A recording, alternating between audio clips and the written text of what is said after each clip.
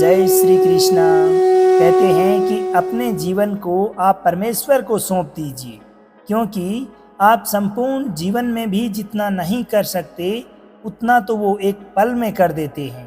दोस्तों, आज के इस वीडियो में हम बात करेंगे कि श्रीमद् भगवत गीता के 13वें अध्याय से हम क्या सीख सकते हैं। इस वीडियो में हम बात करेंगे 13वें अध्याय के सार की, बहुत ही सरल भाषा में और आसान शब्दों में। दोस्तों, अधूरा ज्ञान हमारे किसी काम का नहीं होता, इसलिए इस वीडियो को पूरा अंत तक देखें और इस वीडियो से आपने क्या सीखा वीडियो के अंत में कमेंट करके अवश्य बताएं। अगर आप इस चैनल पर पहली बार आए हैं तो चैनल को सब्सक्राइब कर नोटिफिकेशन के बेल आइकन को ज़रूर ऑन करें, ताकि आगे आने वाले इसी प्रकार के मोटिवेशनल और ज्ञानवर्धक वीडियोज आपको मिलते रहें। दोस्तों, इससे पूर्व के वीडियो यानी श्रीमद् भगवत गीता के 12वें अध्याय में हमने जाना कि भगवान श्री कृष्ण भक्त और भक्ति के महत्व को किस प्रकार से उजागर करते हैं। 12वें अध्याय में हमने जाना कि हम अपने लक्ष्य पर कैसे अडिग रह सकते हैं और एक विद्यार्थी को अपने विद्यार्थी जीवन में क्या करना चाहिए। श्रीमद् भगवत गीता जी के 13वें अध्याय में आज हम जानेंगे कि मनुष्य को अपने जीवन में किस प्रकार के कर्म करने चाहिए और साथ ही कौन से कर्मों को करने से बचना चाहिए। तो चलिए विस्तार से जानते हैं श्रीमद् भगवत गीता जी के 13वें अध्याय से मिलने वाली सीख और शिक्षाओं के बारे में। दोस्तों, ये अध्याय दो शब्दों क्षेत्र और क्षेत्रज्ञ से परिचित कराता है। यहाँ क्षेत्र का अर्थ है शरीर और क्षेत्रज्ञ का अर्थ है इस शरीर का ज्ञाता। हम अपने इस शरीर को एक क्षेत्र की भांति और अपने शरीर में निवास करने वाली आत्मा को इस शरीर के ज्ञाता के रूप में स्वीकार कर सकते हैं। लेकिन दोस्तों, यह एक सरलीकरण है, स्पष्टीकरण है, क्योंकि क्षेत्र का अर्थ वास्तव में अधिक व्यापक है। इसमें मन, बुद्धि, अहंकार और माया अर्थात प्राकृत शक्ति के अन्य सभी घटकों को सम्मिलित किया जाता है, जिनसे कि हमारा व्यक्तित्व निर्मित होता है। जिस प्रकार किसान खेत में बीज बोने के पश्चात खेती का आरंभ करता है, उसी प्रकार से हम अपने शरीर को शुभ अशुभ विचारों और कर्मों से पोषित करके अपना जीवन जीते हैं और परिणाम स्वरूप अपना भाग्य बनाते हैं। इस अध्याय में भगवान श्री कृष्ण बताते हैं कि वे सृष्टि में सर्वत्र व्याप्त है, यानी कि भगवान हर जगह निवास करते हैं। ऐसा कोई स्थान नहीं जहाँ पर परमात्मा का वास ना हो, और साथ ही प्रत्येक जीव के हृदय में भी वो निवास करते हैं। इसीलिए वो प्रत्येक जीव की परम आत्मा है। आत्मा, परमात्मा और भौतिक शक्ति का वर्णन करने के पश्चात श्री कृष्ण आगे व्याख्या करते हैं कि जीवों द्वारा किए जाने वाले कर्मों के लिए इनमें से कौन उत्तरदायी है और इस संपूर्ण संसार में इनके कारण और परिणाम के लिए कौन उत्तरदायी है। वे लोग जिन्हें इनके भेद का, इनके अंतर का बोध हो जाता है और जो भली भांति कर्म के कारण को जान लेते हैं, वही लोग वास्तविकता में देखते हैं और केवल वही दिव्य ज्ञान में स्थित हो पाते हैं। ऐसे मनुष्य सभी जीवों में परमात्मा को देखते हैं और इसलिए वे मानसिक रूप से किसी को भी अपने से नीचा नहीं समझते। वे एक ही प्राकृतिक शक्ति में स्थित विविध प्रकार के जीवन रूपों को देख सकते हैं, और जब वे सभी अस्तित्व में सामान्य आध्यात्मिक आधार को देखते हैं, तब उन्हें ब्रह्म की अनुभूति होती है। इसी अध्याय के प्रथम श्लोक में अर्जुन भगवान श्री कृष्ण से कहते हैं कि हे माधव, मैं यह जानने का बड़ा तीव्र इच्छुक हूँ कि प्रकृति क्या है और पुरुष क्या है, तथा क्षेत्र और क्षेत्रज्ञ क्या है। मैं यह भी जानना चाहता हूँ कि सच्चा ज्ञान क्या है और इस ज्ञान का लक्ष्य क्या है। दोस्तों, आपको विदित होगा कि जब श्रीमद् भगवत गीता जी के प्रथम अध्याय में बात होती है, धृतराष्ट्र प्रश्न करते हैं कि धर्म क्षेत्र कुरुक्षेत्र में मेरे और पांडु के पुत्र क्या कर रहे हैं। तो ये जो दो क्षेत्र हैं वो कहाँ हैं? तब हमने संक्षेप में जाना था कि कुरुक्षेत्र और धर्म क्षेत्र हमारे ही शरीर और मन में होते हैं और इनकी दोनों ही अवस्थाओं का युद्ध हमारे भीतर जीवन पर्यंत चलता रहता है। उन्हीं दोनों क्षेत्रों का विस्तार पूर्वक वर्णन इस अध्याय में किया गया है। अब अर्जुन द्वारा किए गए प्रश्न के उत्तर के संदर्भ में भगवान श्री कृष्ण कहते हैं कि हे अर्जुन, इस शरीर को क्षेत्र के रूप में परिभाषित किया गया है और जो इस शरीर को दोनों का सत्य जानने वाले ऋषियों के माध्यम से जान जाता है उसे क्षेत्रज्ञ कहा जाता है। यहाँ पर भगवान श्री कृष्ण कहते हैं कि हे कौन्तेय, यह अपना शरीर ही क्षेत्र है और जो मनुष्य इसको भली भांति से जान जाता है वही क्षेत्रज्ञ है। अर्थात वो मनुष्य इसमें फंसा हुआ नहीं है बल्कि इसको चला रहा है, ऐसा उस तत्व को जानने वाले महापुरुषों ने कहा है। तब यहाँ पर यह प्रश्न उत्पन्न होता है कि जब हमारा शरीर एक है तो फिर उसमें दो क्षेत्र कैसे हो सकते हैं? कुरुक्षेत्र और धर्म क्षेत्र, ये दो क्षेत्र कैसे हैं? दोस्तों, थोड़ा विस्तार में जब आप श्रीमद् भगवत गीता जी को पढ़ेंगे और समझेंगे तो आपको समझ में आएगा कि इस शरीर के अंदर दो प्रवृत्तियां हैं। एक प्रवृत्ति ऐसी है जो हमें परमात्मा में विश्वास दिलाती है, जो कि दैवीय संपद है, और दूसरी है आसुरी संपद, जो ये विश्वास दिलाती है कि ये जो दुनिया है इसमें सिर्फ मौज मस्ती करने के लिए हम आए हैं और इसके पश्चात पुनः चले जाएंगे। लेकिन जो दैवीय संपत्ति प्रवृत्ति है वह उस परमात्मा में, उस परम प्रभु में आपका विश्वास और सुदृढ़ करती है और ज़्यादा बढ़ाती है, आपको आस्तिक बनाती है। जब आपके शरीर के अंदर आपके विचारों में आसुरी संपद अर्थात बुरे विचारों का बाहुल्य हो जाता है, बुरे विचार बढ़ने लगते हैं, तब हमारा जो ये शरीर है यह कुरुक्षेत्र बन जाता है। और जब इसी शरीर में, इसी मन में देवी संपद अर्थात अच्छे विचारों का बाहुल्य हो जाता है, आपकी सोच में अच्छे अच्छे विचार आने लगते हैं, तो फिर यही शरीर धर्म क्षेत्र बन जाता है। और ये इस प्रकार का जो उतार चढ़ाव है ये सदैव चलता रहता है। और फिर अंततः जब इन दोनों में युद्ध होता है तब ये जो देवीय संपद है ये बढ़ती जाती है और आसुरी संपद कम होती जाती है। अर्थात आपके मन में उत्पन्न होने वाले अच्छे विचारों को परमात्मा से जुड़ने वाले भावों का और अधिक पोषण होने लगता है और आपके मन की बुराइयां, बुरे विचार घटने लगते हैं।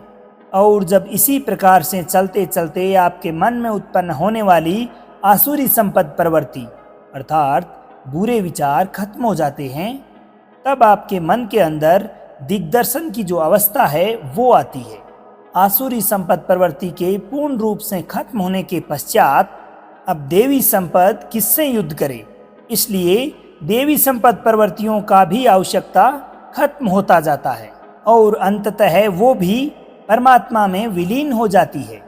जैसा कि 11वें अध्याय में अर्जुन ने देखा कि कौरव पक्ष के सभी योद्धा तो प्रभु के श्रीमुख में विलीन हो रहे हैं, लेकिन पांडव पक्ष के योद्धा भी श्रीमुख में विलीन हो रहे हैं। यानी कि आसुरी संपद अर्थात बुरे व्यक्तियों के बुरे आचरणों के समाप्त होने के पश्चात देवी संपद भी विलीन हो जाती है। इसके पश्चात सिर्फ और सिर्फ परमात्मा से आपका मिलन जो है वही शेष रह जाता है और आत्मा परमात्मा से मिल जाती है। दोस्तों, यहाँ पर भगवान श्री कृष्ण अर्जुन को बताते हैं कि ये शरीर एक क्षेत्र की तरह है और जो इसको जानता है उसी को क्षेत्रज्ञ कहा जाता है। क्षेत्र का मतलब है कि खेत, जिस प्रकार से हम खेत में जैसा बीज डालते हैं वह उसी प्रकार का सही समय आने पर हमें फल देता है। ठीक इसी तरह जीवन में भी जिस तरह के कर्म फल का हम बीज बोते हैं वही बीज समय आने पर उसी प्रकार का फल देता है। इसीलिए दोस्तों, हमारे इस शरीर को क्षेत्र कहा गया है और यह क्षेत्र और क्षेत्रज्ञ का जो ज्ञान है बहुत से विद्वानों द्वारा विभिन्न तरीकों से बताया गया है, कहा गया है। और इसी ज्ञान के पंच महाभूत यानी कि पृथ्वी, अग्नि, जल, वायु और आकाश को मिलाकर मन, बुद्धि, अहंकार और सभी इंद्रियां भी शामिल हैं। इसी के साथ साथ इसमें सुख दुख, चेतन शरीर, धैर्य और विकार भी शामिल है। आगे अर्जुन से भगवान श्री कृष्ण कहते हैं कि हे अर्जुन, परम ब्रह्म को प्राप्त कराने वाले ज्ञान क्या है? अब मैं इसके बारे में तुझे बताऊंगा। श्री कृष्ण कहते हैं कि मनुष्य में किसी भी प्रकार का गुण होने पर भी मनुष्य में किसी भी प्रकार का घमंड अथवा अहंकार नहीं होना चाहिए। किसी भी प्राणी को सताना नहीं चाहिए। सभी जीवों के प्रति, दूसरों के प्रति एक समभाव होना चाहिए। अपने गुरुदेव की सेवा की जानी चाहिए और मन तथा वाणी में सरलता होनी चाहिए। मन और समस्त इंद्रियों पर पूरा वशीकरण होना चाहिए, अर्थात अपनी इंद्रियां अपने वश में रहनी चाहिए। अपना मन क्या करना चाहता है, क्या नहीं करना चाहता, इस पर अपना ही नियंत्रण होना चाहिए, ना कि हमारे मन का। ये जो मन है, इसमें तमाम प्रकार की भावनाएं उत्पन्न होती रहती है। जिस प्रकार से सागर में लहरें उत्पन्न होती है, उसी प्रकार से भावनाओं का सागर है हमारा मन।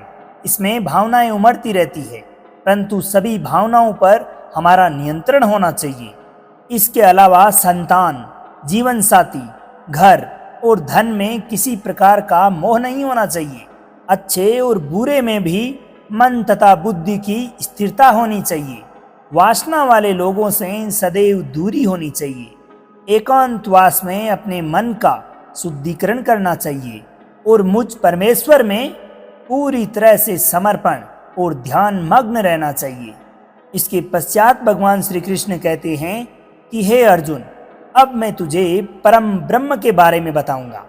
भगवान बताते हैं कि वो सर्वव्यापी हैं, वह सभी इंद्रियों के बिना हैं और वह निर्गुण होकर भी सभी गुणों के साथ हैं। वह सभी सजीवों और निर्जीवों में भी है, वह दूर भी है और पास भी है, लेकिन फिर भी वह जानने में नहीं आता। वह ब्रह्म की तरह जीवन उत्पन्न करता है, विष्णु की तरह पालन करता है और शंकर की तरह विनाश कर देता है। वह अलग अलग कालों में होते हुए भी एक जैसा लगता है और एक ही काल में भी अलग अलग तरह का होता है। वह माया से भी महामाया है और प्रब्रह्म से भी परम है तथा सभी प्राणियों के साथ उनके हृदय में निवास करता है, परंतु इसके बाद भी वह जानने के योग्य है। हे अर्जुन, इस प्रकृति और पुरुष का भी कोई आरंभ नहीं है, क्योंकि प्रेम और घृणा तथा तीनों तरह के गुण अर्थात सत्य, रज और तम, सतोगुण, तमोगुण और रजोगुण, ये सब भी प्रकृति से ही आते हैं। कार्य और कार्यों को करने वाली इंद्रियां भी इस प्रकृति से ही उत्पन्न होती है। प्रकृति से जन्मा मनुष्य इस प्रकृति के गुणों का ही भोग करता है और इन्हीं गुणों के भोगों के अनुसार उसका अपना अगला जन्म और इस जन्म की मृत्यु निश्चित रहती है। इस तरह से जो भी मनुष्य इस पुरुष और प्रकृति के ज्ञान को जान लेता है, वह कर्म करता हुआ भी मुझे प्राप्त कर सकता है और मुझ में ही परमात्मा को हर मनुष्य अपने अलग अलग तरीकों से पाता है। किंतु कुछ मंद बुद्धि मनुष्य ऐसे भी होते हैं जो आध्यात्म मार्ग से अनभिज्ञ होते हैं, अनजान होते हैं, कोई जानकारी नहीं रखते, लेकिन इसके पश्चात भी वह अन्य संत पुरुषों से श्रवण कर भगवान की आराधना करने लगते हैं और वे भी धीरे धीरे इस मृत्यु लोक से मुक्त हो जाते हैं। जो मनुष्य सभी कर्मों को प्रकृति से होने वाला मानता है, वह अपनी आत्मा को कर्ता समझकर इस भवसागर से पार हो जाता है। हे अर्जुन, जिस प्रकार से इस आकाश का पदार्थ काफी पतला होता है और इसीलिए वह दूषित नहीं होता, उसी प्रकार से ये आत्मा शरीर में सूक्ष्मता से रहती है, जिससे कि ये कभी भी दूषित नहीं होती। जिस प्रकार से एक सूर्य समस्त ब्रह्मांड को प्रकाशित करता है, उसी प्रकार से आत्मा संपूर्ण चेतना शक्ति के साथ पूरे शरीर को प्रकाशित करती है। जो लोग अपने ज्ञान के नेत्रों से इस शरीर और शरीर के बीच के ज्ञाता के अंतर को और प्रकृति शक्ति के बंधनों से मुक्त होने की विधि को जान लेते हैं, वही लोग परम लक्ष्य को प्राप्त कर लेते हैं। दोस्तों, इस अध्याय में यह बहुत ही बारीकी से बताया गया है कि किस प्रकार से हमारे द्वारा किए गए कर्मों से ही हमें दुख या खुशी मिलती है। मान लीजिए कि हमारा जो शरीर है ये एक खेत है और हम हैं इसके किसान। अब हम जैसा भी बीज इस शरीर रूपी खेत में बोएंगे तो उसी बीज के अनुसार भविष्य में जाकर हमें फल मिलता है। इसलिए दोस्तों, ये हमारे द्वारा आज किए जाने वाले क्रियाकलापों पर ही निर्भर करता है कि भविष्य में हमें क्या प्राप्त होने वाला है। भगवान स्वयं कहते हैं कि वो किसी भी प्राणी के भाग्य का निर्माण नहीं करते, बल्कि हमारे स्वयं के द्वारा ही हमारे कर्म फलों के आधार पर हमारे भाग्य का निर्माण होता है। आज वर्तमान में हम अपने जीवन में जो कुछ भी भोग रहे हैं, सुख अथवा दुख, तो यह हमारे ही द्वारा किए गए पिछले कर्मों का फल है, जो फल स्वरूप हमें अब प्राप्त हो रहा है। और उसी तरह आज हम जो भी कर्म करेंगे, आज हम जैसा भी कार्य करेंगे, जैसा आचरण करेंगे, लोगों के साथ जैसा व्यवहार करेंगे, तो वैसा ही फल हमें भविष्य में भोगने को मिलेगा। और दोस्तों, यही हमारा भाग्य होता है जिसका निर्माण हम स्वयं करते हैं। इसलिए सदैव हमें यही प्रयास करते रहना चाहिए कि हमें श्रीमद् भगवत गीता जी में भगवान श्री कृष्ण द्वारा बताए गए मार्ग का अनुसरण करते हुए हमेशा अच्छे कर्म करने चाहिए, ताकि आने वाले भविष्य में हमें उनका फल भी अच्छा मिले। तो दोस्तों, ये था श्रीमद् भगवत गीता जी का 13वां अध्याय। इस अध्याय से आपने क्या सीखा, कमेंट करके जरूर बताएं। अगर वीडियो आपको पसंद आई हो तो इसे लाइक कर अपने सगे संबंधियों के साथ जरूर साझा करें, ताकि इससे मिलने वाली सीख को वो भी जान सकें। तो दोस्तों, अब आज्ञा दीजिए आपके मित्र सांवर चौधरी को। मिलते हैं श्रीमद् भगवत गीता जी के 14वें अध्याय के साथ। जब तक के लिए खुश रहिए, मुस्कुराते रहिए, जीवन में आगे बढ़ते रहिए और प्रेम से बोलिए श्री राधे राधे।